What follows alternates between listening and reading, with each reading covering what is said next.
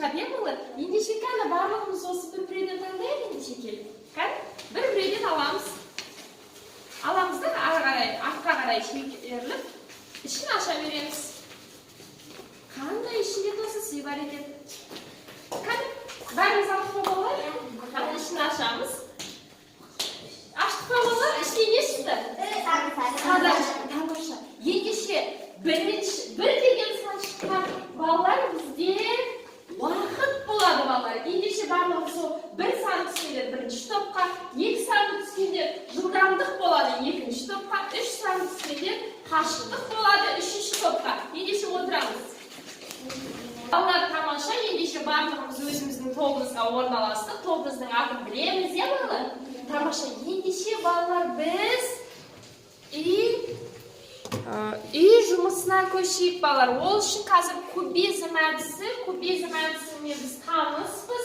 Әр топтан бір оқушыдан шығады балалар. Бірінші кезек шығайық. Сөйтеміз да мына кубты лақтырамыз балалар. Сөйтіп сол кубта қандай сан түссе, соның біз тақтадан несін көріп тұрмыз? Сұрағын көріп тұрмыз. Соған жауап береміз. Ендеше бірінші уақыт тобынан кім шығады? Кім шығады қазір? Кім шығады қазір? Кім шықсын балалар? Орталарынан біреу шығарайық. Марғұлан шықсын, ең бірінші болып өтеді. Тамаша, Марғұлан шығады. Қазір лақтырамыз кубты. Қанша түсті? Төрт. Тамаша, оқимыз төртті. Жылдамдығымыз 4.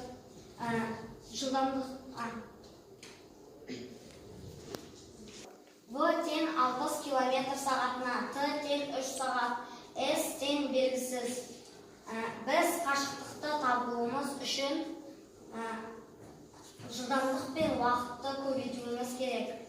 Ал енді көбейтейік. 60 км сағатты 3 сағатқа көбейтсек, 180 км болады. Тамаша, балалар, дұрыс па? Дұрыс, үш шапалақ әдісімен тамаша. Отырамыз балалар, тамаша. Енді келесі екінші топтан кім шығады? Екінші топтан кім шығады? Тамаша, Айкөркем бірінші қол көтеріп үлгерді. Келе ғой Айкөркем.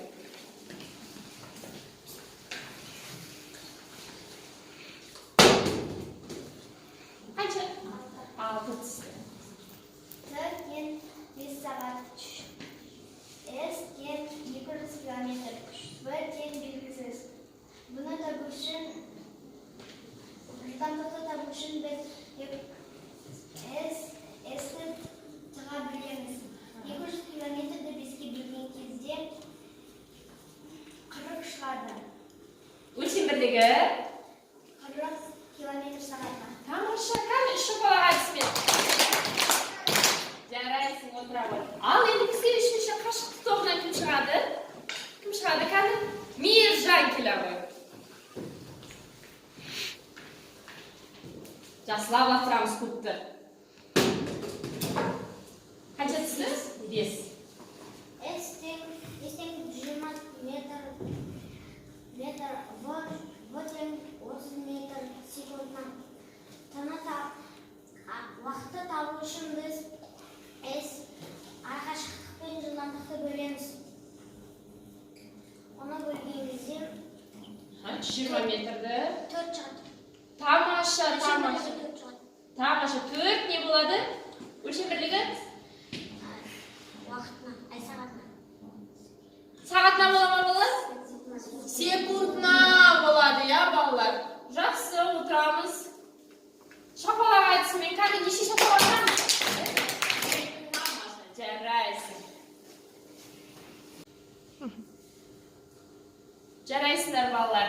Үй тапсырмасын кубизм әдісі арқылы біз керемет бекітіп шықтық балалар. Тамаша, барлықтарың жақсы меңгерген екенсіңдер алдыңғы оқуды. Ендеше балалар, біз жаңа оқуға көшейік. Балалар, бүгін біз сендермен жақсы бір бағалау әдісін үйретіп жүрген жапон әдісі екен балалар. Өте жақсы жауап берсе, о дейміз. Кәні айтыңызшы? О.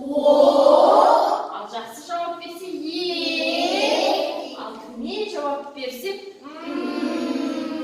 дейміз. Тамаша балалар. Балалар тамаша енді әртіпқа тапсырма берілгенді оқулықтағы 108-ші беттегі нөмірі 2-ге қарасақ. Керемет тапсырма болып тұр, я? Біз ол формулаларды білеміз, енді қайтадан қайталап шығаршы, әрі уақыт тобы, уақытты табу үшін формуласы қандай кәні? Формуласы. Кім айтады? Тағы машында аяқты баршы, уақыт табу үшін есіміз. Тамаша бөлеміз. Бағалайшы. Келесі топ, сендердікі не? Жылдамдық. Жылдамдық табу үшін не істейміз, балалар? Не істейміз жылдамдық табу үшін, Нұргүл? Жылдамдықты табу үшін S пен T-ны бөлеміз. Бағалаймыз, балалар. Келесі қашықтық дейді. Қашықтық табу үшін не істер екенбіз? Асқан.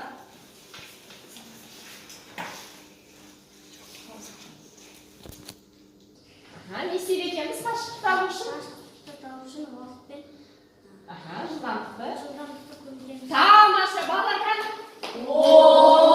Жарайсыздар. Балалар қайталап алдық. Енді біз 108-ші беттегі нөмір 2 тапсырманы орындауға дайынбыз, балалар. Енді сендерге бұл топтың жұмыс бірінші тапсырмасын уақыт тобына бергім келеді. Маркеріміз бар. Әлі бастамаймыз, уақыт бастаған жоқ. Екінші тапсырмасын жылдамдық тобы, үшінші тапсырманы қашықтық тобы. Бұл топтың жұмысы, балалар. Сендерге берілген уақыт 2 минут. Уақыт кетті, балалар. Орындай береміз. Орындаймыз. Топпен орындаймыз.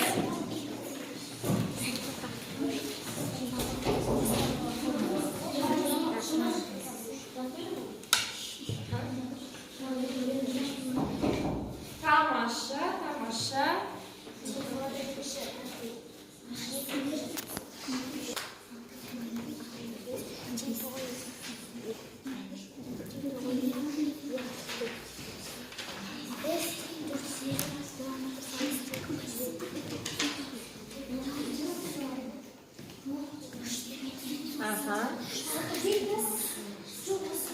Біткен топта жүреміз, қалай белгі бересің?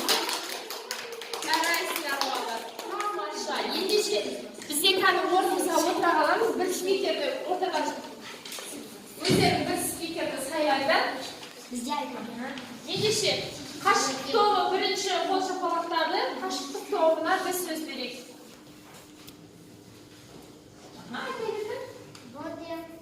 Бодем 90 километр сағатына. Уақыт 5 сағат. Қашықтық ол белгісіз. Оны табу үшін 90-ны 5-ке көбейтеміз. Тең 450. Сонда ара қашықтық 450 километр сағатына. Тамаша, кім бағалайшы, балалар? Жарайсыңдар, балалар. Жаңа сабақты жақсы меңгердік деп ойлаймын. Сол үшін кәні рахаттанып бір иығымыз қақ қойықшы, балалар. Тамаша, жарайсыңдар. Барлықтарын керемет балаларсыздар, балалар. Ендеше кәні сабағымыздың соңында кері байланыс жүргізгім келіп тұр. Сендермен бірге алдарында жатқан қағазға барлық дос кері байланыс бойынша жазамыз, балалар. Сөйлемді аяқтаймыз. Сөйлемдер көрсетілген тақтадан. Ойланамыз, кері байланыс жазуды бастаймыз, балалар. Өзіңнің кері байланысың бастай ғой. Бүгінгі сабақта мен барлық сабақтарды меңгердім. Өйткені мен бұл сабақты жақсы түсіндім. Маған қиын болды. Бірақ мен бүкіл формулаларды білгендіктен маған онша қатты қиын болған жоқ. Маған қажет болды. Не қажет болды тапсырмаларында барысында? Маған ештеңе қажет болған жоқ. Өйткені мен барлығын меңгере білдім. Нелер іске асырдың сен? Мен жылдамдық, уақыт, ара қашықтықты жақсы білдім. Сол формулаларды іске асырдың, тамаша. Солар саған қажет болды емес сабақта. Керемет, балалар, керемет. Нұргүлдің барлықтары кері байланысын тыңдады. Нұргүлдікін де тыңдадық. Тамаша, жарайсың, балалар. Кән үш шапалақ айтысымен енді. Ендеше, балалар, кәні бізде қоңыраудың да уақыты келді. Осымен сабағымыз аяқталды.